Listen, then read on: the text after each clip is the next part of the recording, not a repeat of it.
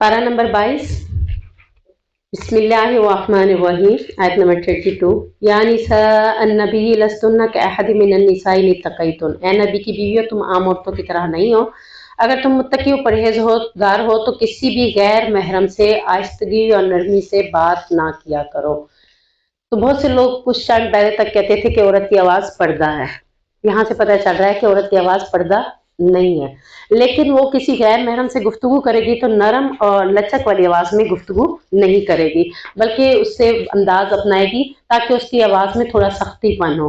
जिस तरह आप शॉपिंग पे जाते हैं, शॉपिंग पे जाते हुए जब आपका अपना मफाद होता है तो आप इतना नरम लहजा इख्तियार कर लेते हैं कि अगले को भाई बना बैठते हैं। भाई नहीं हो आप हमारे, हमें इतना तो कर दो।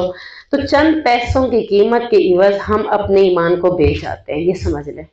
यानी कोशिश करें कि फिर आप वहां जाया करें जहां लिखा होता है एक दाम, ताकि ना आपको बहस करनी पड़े ना उनको आपके साथ कोई गुफ्तगू करनी पड़े। इस तरह नरम लचक वाली आवाज़ अल्लाह ताला ने मना कर दी। तो इसी तरह घर के बाहर भी कोई आएगा तो उसको आहिस्ता आवाज़ में नहीं पूछना।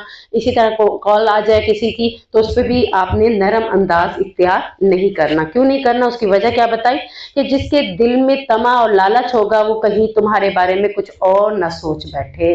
यानी तुम्हारी नरम गुफ्तगू की वजह से उसके दिल में कोई और लालच ना बैठे और वो कोई बुराई की तरफ ना आ जाए। सीधी और साफ बात करो और सख्ती से करो। और फिर फरमाया कि अपने घरों में औरतों को टिकी रहें और ज़माने जहलियत की तरह ज़ेब व ज़ीनत की नुमाइश की मानित अपनी ज़ेब व ज़ीनत की नुमाइश ना करती फिरें। यानी पहले तो घर से बाहर निकलना नहीं है, और अगर निकलना है ज़रूरत के तहत तो इस अंदाज में निकलें कि अपनी ज़ेब व ज़ीनत को जाहिर ना करें। यानी जितनी भी आपकी ज़ेब व ज़ीनत है, कुछ लोग अबाया पहन लेते हैं, चादर पहन लेते हैं, अपनी ज़ेब व ज़ीनत को छुपाने की कोशिश करते हैं। इसके अलावा भी ज़ेब व ज़ीनत आती है, जैसे मेहंदी लगा ली आप लोगों ने, ये क्या है, ज़ेब व ज़ीनत है ना। तो कोशिश करें कि फिर मेहंदी वाले हाथों को भी छुपाएं, वो जिस तरह भी आप छुपाना चाहें, चाहे अपने अबाया के अंदर छुपाएं, चाहे अपने दुपट्टे के अंदर छुपाएं, चाहे ग्लव्स के साथ छुपाएं। इसी तरह हाथों में रिंग्स और हाथों के अंदर काफ़ी चीज़ें होती हैं जिनको छुपाना आपके लिए ज़रूरी है। यानी पहनी है चीज़ें, पहनने से मना नहीं है, लेकिन ज़ेब व ज़ीनत को जाहिर नहीं करना। इसी तरह पाँव में पाजेब पहनकर कुछ लोग शलवारें को टखनों से ऊपर कर लेते हैं ताकि पाजेब नजर आए या पाँव की मेहंदियां नजर आए। तो ये सारी ज़ेब व ज़ीनत में आती हैं और सबको हमने इंशाल्लाह छुपाना है। अल्लाह और उसके रसूल की अताअत करनी है ताकि हम, यानी कि हमसे नापाकी दूर हो जाए। दर हकीकत नबी की बीवियों को ये हुक्म था और नबी की बीवियों के बाद आम उम्मत की औरतों के लिए भी ये सारे अहकामात हैं। आगे अगली आयत में 35 में अल्लाह रब्बुल इज़्ज़त ने एक औसाफ बताए हैं। इंशाल्लाह कोशिश करें टिक लेने कि किस किस के ऊपर आपका है, इसी के ऊपर ही टिक कर दे कुरान के ऊपर कि आप इनमें से क्या क्या करते हैं। मुसलमान मर्द और मुसलमान औरतें, अल्हम्दुलिल्लाह। मोमिन मर्द और मोमिन औरतें, अब ये तो मोमिन तो हम देखेंगे कि हम हैं कि नहीं है आगे चल के।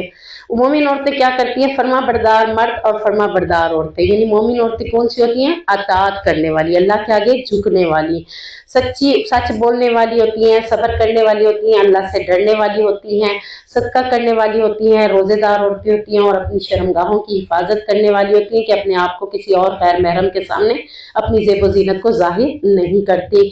अल्लाह का कसरत के साथ जिक्र करने वाली होती हैं। तो ऐसे लोगों के लिए अल्लाह ने बहुत बड़ा अजर तैयार कर रखा है। इनमें से जो चीज़ें हैं इंशाअल्लाह वो ठीक, और जो नहीं है उनको हमने करने की कोशिश करनी है ताकि हम भी अल्लाह के यहाँ अजर अजीम के मुस्तहिक हो। आयत नंबर 53। या अय्युहल्लज़ीना आमनू ला तदखुलू बुयूतन नबी ला युज़न लकुम। पिछली आयतों में लिपालक बेटे जो था हजरत ज़ैद बिन हारिस, ज़ैद बिन मोहम्मद के नाम से मशहूर हुए थे। फिर उनकी बीवी, यानी उनसे निकाह करवाया था अल्लाह के नबी ने, हजरत ज़ैनब से उनका निकाह करवाया था, लेकिन इन दोनों के आपस में नहीं बन रही थी। अल्लाह के नबी को अल्लाह ताला ने बता दिया था कि ज़ैद तलाक देगा और तुम्हारी शादी होगी, लेकिन अल्लाह के नबी उसके बावजूद भी इसको छुपाकर ज़ैद को क्या कहते थे, जो अपनी बीवी के साथ बनाओ। असल में ना वो एक चीज़ से डर रहे थे, उस दौर में लिपालक की बीवियों से निकाह हराम समझा जाता था। यानी लिपालक बेटा अगर अपनी बीवी को तलाक दे दे तो उससे ससुर भी तलाक यानी शादी नहीं कर सकता। हालांकि वो ससुर क्या था, हकीकी ससुर तो नहीं होता ना। तो उस वक्त मुआशरे में ये चीज़ चल रही थी, तो अल्लाह ताला ने इसका रद्द करने के लिए ये काम किया कि लिपालक बेटे बनाया हज़रत ज़ैद को, और फिर ज़ैद को लिपालक बेटा बनाने के बाद इसी तरह ये मामला किया और फिर हज़रत ज़ैनब की और उनकी आपस में ना बनवाई ताकि मुआशरे के अंदर इस रस्म को ख़त्म किया जा सके। फिर हज़रत ज़ैनब के मामले को वो दबा रहे थे अल्लाह के नबी, तो अल्लाह ताला कहता है अल्लाह हक बात को कहने में शर्माता नहीं है नबी, तुम क्यों छुपा रहे हो। जब उनकी नहीं बनती आपस में उन्होंने तलाक दे दी, हज़रत ज़ैद ने फिर तलाक दी, तो अल्लाह तबारक व तआला ने हज़रत ज़ैनब का निकाह आसमान पे पढ़ाया था नबी के साथ। तो ये वो उम्महातुल मोमिनीन में बैठकर रश्क किया करती थी कि मैं तो वो बीवी हूँ जिसका निकाह अल्लाह तबारक व तआला ने खुद अर्श पे पढ़ाया है। वलीमे का हुक्म हुआ था, तो ये आयत नंबर 53 में वलीमे का ही जिक्र है कि नबी ने जब दावत ताम के लिए लोगों को बुलाया तो लोग आए, दावत ताम खाने के बाद मुंतशिर होने की बजाय वहीं पर बैठकर गपशप लगाने लगे। अल्लाह के नबी बार बार आए, देखा अपनी बीवी के पास जाना चाहते थे लेकिन उनकी वजह से वो अपनी बीवी के पास ना जा सके, तो तंगी महसूस की। तो अल्लाह ताला ने इस बात को कह दिया कि तुम तंगी महसूस करते हो, अल्लाह तंगी महसूस नहीं करता। तो आज के बाद हमें एक दावत के उसलूब बताए जा रहे हैं कि जिस वक्त भी आपको दावत में बुलाया जाए आप उससे पहले भी ना जाएं, उसके बाद भी ना रुकें। यानी दावत के लिए आपको कहा गया अगर 4 बजे आपने आना है तो कोशिश करें 4 बजे आप चले जाइए, ना मैं डर के 1 घंटे बाद जाऊंगी, इसलिए ये जरूरी नहीं है। यानी आप टाइम की पाबंदी करें और टाइम पे पहुंच जाएं। लेकिन दावत का क्या था, अफ्तार पार्टी थी बिलफर्ज, अफ्तारी की है, अफ्तारी के बाद आप वहां बैठने का आपका कोई तुक नहीं बनता, कोई मामला नहीं बनता कि आप गपशप लगा के बैठी हुई हैं, आप उसने तरावी भी पढ़नी है या इससे हटकर भी कोई दावत होती है, जाहिर बात है घर समेटना होता है या फिर मेजबान ने अपने बच्चों को खाना भी देना होता है। बाज़ टाइम वो कहती है कि मेहमान चले जाएंगे तो फिर हम खाना खाएंगे, बाज़ जगहों पे इकट्ठे ही खाना खा लिया जाता है। यानी मेजबान के लिए बाद में तंगी का बाइस नहीं बनना। दावत जहां भी हो, दावत खाने के बाद अपनी अपनी तैयारी करें और अपने घरों में वापस आ जाएं, तो ये ज्यादा बेहतर है। फिर फरमाया कि जब भी कोई चीज मांगनी हो तो पर्दे के पीछे से मांगो, ये तुम्हारे दोनों के दिलों के लिए बेहतर है। ये उस वक्त की आयत है जब अभी पर्दा नाजिल नहीं हुआ था, पर्दे के अहकाम। तो हम उम्महातुल मोमिनीन से कुछ मांगने जाते थे तो उम्महातुल मोमिनीन सामने आकर चीजें दे देती थी और वो मर्द हजरात भी ले लेते थे। हजरत उमर फारूक की गैरत को ये चीज गवारा ना हुई, तो हजरत उमर फारूक ने नबी से कहा कि आप अपनी बीवियों से कहें कि वो जब भी कोई चीज मांगने कोई आया करे तो पर्दे के पीछे से दिया करे। अल्लाह के नबी खामोश हो गए तो अल्लाह ने कुरान में आयत नाजिल कर दी। ये आयत अल्लाह के हुक्म की हजरत उमर फारूक की ख्वाहिश पर भी आई थी कि वो भी यही चाहते थे कि उम्महातुल मोमिनीन सबके सामने ना आए। आयत नंबर 59, या अय्युहन नबिय्यु कुल लिअज़वाजिका व बनातिका व निसाइल मुमिनीन, पर्दे की आयतें यहाँ पे नाजिल हुई। अब क्या कहा जा रहा है, ए नबी अपनी बीवियों को, सबसे पहले पर्दे का हुक्म किसको दिया, बीवियों को। हम कहते हैं हमारी बेटियां बड़ी नेकोकार है, बड़ी दिल की साफ है, नहीं ऐसा नहीं हो सकता, कुछ भी नहीं हो सकता, नहीं मेरी बेटी बड़ी बाहया है, ऐसा कर भी नहीं सकती, इसलिए उसके लिए पर्दा जरूरी नहीं है। तो हम क्या कहते हैं, शर्त पर्दे के लिए दिल किसका मैला होगा वही पर्दा करेगा, नहीं जिसका दिल साफ है वही पर्दा करेगा, साफ दिल ही पर्दा करेगा ना कि अल्लाह के हुक्म को मानेगा। अब यहाँ बीवियों को हुक्म था, फिर उसके बाद बेटियों को हुक्म दो, फिर उमूमन औरतों से कह दो कि आज के बाद जब भी घर से बाहर निकलेंगी तो अपने ऊपर जिल्बाब यानी चादरें लटका लिया करें। चादरें लटकाने का मकसद ये था कि अपना मुकम्मल अपने आप को छुपाना, यानी किसी भी ऐसे पर्दे की चादर हो, अबाया हो, कुछ भी हो, वो ऐसा हो कि वो आपके पूरे जिस्म को भी ढांप रहा हो और आपके चेहरे को भी ढांप रहा हो, तो फिर तो पर्दे का हक पूरा अदा होगा। अगर आपका चेहरा, आपका पर्दा या आपकी चादर या आपका अबाया इस तरह का नहीं है कि वो आपके जिस्म को छुपा रहा हो या आपके चेहरे को छुपा रहा हो, तो उसका पर्दे का कोई फायदा नहीं है, क्योंकि यहाँ पे कहा कि चादरें अपनी लटका लिया करें जिससे चेहरा भी छुप जाया करे और लंबी इतनी हो कि आपका पूरा जिस्म भी छुप जाया करे। साहबा कहते हैं कि हम जब चादरें लटकाई बनाई तो हमारी चादर इतनी लंबी होती थी कि जब हम नमाज के लिए आते थे तो घिसती हुई गंद खराबा लग जाता था। तो हमने नबी करीम सल्लल्लाहु अलैहि वसल्लम से पूछा कि हम इसे बालिश भर छोटा कर ले ताकि ये गंदी ना हो, तो अल्लाह के नबी ने छोटा करने से मना करते हुए कहा कि ये लटकती है तो क्या हुआ, आगे मट्टी भी तो आती है, खुश्क मट्टी उसको क्या कर देती है, पाक कर देती है। तो आपके लिए ये छोटा नहीं करना, यानी अपने पाँव से भी लटका हुआ ही पहनना है, इतना हो कि वो पाँव के भी छुपा रहा हो। सूरत सबा आयत नंबर 12, वली सुलाइमान रिहा गदुहा शहर व रवाहुहा शहर, और हवा को सुलेमान के ताबिया किया, उसका सुबह का चलना 1 माह की मुसाफत था और उसका शाम का चलना भी 1 माह की मुसाफत था। यानी सुबह चलते थे हवा में اور تخت کے اوپر بیٹھ کر، تو وہ ہوا ان کو 1 ماہ کی مسافت صبح سے لے کر دوپہر تک پورا کروا دیتی تھی، 1 مہینے کا سفر۔ پھر دوپہر سے شام تک اگلے مہینے کا سفر بھی وہ طے کر لیتے، یعنی ایک دن میں وہ 2 مہینوں کا سفر طے کر لیتے۔ آپ کو پتہ ہے کہ قرآن وہ کتاب ہے جس سے طب بھی بنی ہے، جس سے سائنس بھی بنی ہے، کیونکہ یہ طب اور سائنس الگ کتابیں نہیں ہیں۔ جتنی بھی کتابیں اس سے نکلی ہیں نا، فزکس، سائنس، کیمسٹری، بایو، جتنی بھی چیزیں ہیں وہ انہی سے نکلی ہیں۔ اب یہاں جو یہ چیز ہے، اسی آیت سے انہوں نے جہاز بنایا کہ جہاز کو کیسے چلانا ہے ہوا میں، کہ وہ 1 ماہ کی مسافت کو اتنی دیر میں کنٹرول کر لے۔ اب آپ دیکھ لیں کہ جہاز ہے۔ اسی طرح سورۃ نور کی آیت ہے تو اس سے کہتے ہیں بلب بنایا۔ اسی طرح بہت سی آیتوں سے سائنسدانوں نے چیزوں کو ایجاد کیا ہے۔ تو یہاں سے طب بھی ہے، سائنس بھی ہے، اور قرآن خود ایک علم والی کتاب ہے، تو یہاں سب کچھ آپ کو انشاءاللہ مل جائے گا۔ اس سورت کا نام سبا اس لیے رکھا گیا کیونکہ اس میں سبا قوم کا ذکر ہے۔ آیت نمبر ہم دیکھتے ہیں، آیت نمبر 15، لَقَدْ كَانَ لِسَبَإٍ فِي مَسْكَنِهِمْ آیَةٌ، ان کی بستی میں، یعنی ان کے لیے، سبا قوم کے لیے ان کی بستی میں یقیناً ایک عظیم نشانی تھی، دائیں اور بائیں 2 باغ تھے۔ یہ سبا قوم کے حوالے سے آتا ہے کہ یہ وہی قوم تھی جس کی ملکہ سبا بلقیس تھی، اور حضرت سلیمان علیہ السلام کے زمانے میں یہ مسلمان ہو گئی تھی۔ اس قوم کے بارے میں آتا ہے کہ یہ بڑی خوشحال تھی۔ کس طرح سے خوشحال تھی کہ دائیں اور بائیں 2 باغ تھے، یعنی ہر طرف سے ان کو اللہ رب العزت نے مال عطا کر رکھا تھا کہ ایک پہاڑ اور دوسرے پہاڑ کے درمیان دائیں بائیں دونوں باغ ہوتے تھے، اور خوشحالی اتنی تھی کہ اللہ کی قدرت کی نشانیاں اس میں نظر آتی تھیں۔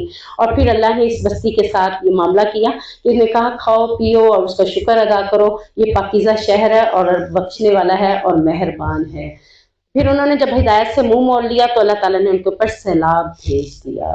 دونوں باغوں کے بدلے میں ہم نے انہیں 2 ایسے باغ دیے جو مزہ پھل، بکثرت چھاؤں اور کچھ بیڑیوں والے تھے، یعنی اتنے خوبصورت باغوں کو اللہ تعالیٰ نے بدنما باغوں میں بدل دیا، اور ان کے لیے جو پانی چشموں اور نہروں کی صورت میں بہتا تھا ان کے لیے سیلاب کی صورت میں ہو گیا۔